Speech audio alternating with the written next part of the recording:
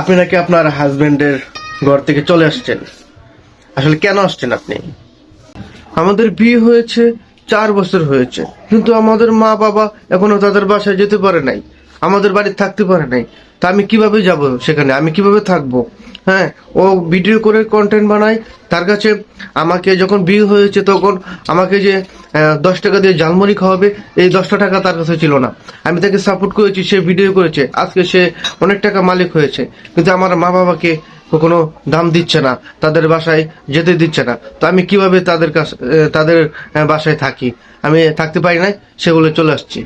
আপনি কি সত্যি চলে আসছেন, নাকি আপনার কন্টেন্টে বা আপনার ভিডিওতে ভিউ হচ্ছে না সেই জন্যই একটা নাটক সাজিয়েছেন? কোনটা?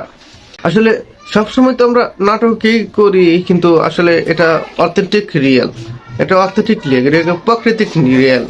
হ্যাঁ, সত্যি রিয়েল। এই জন্য আমি চলে আসতে আর যাবো না।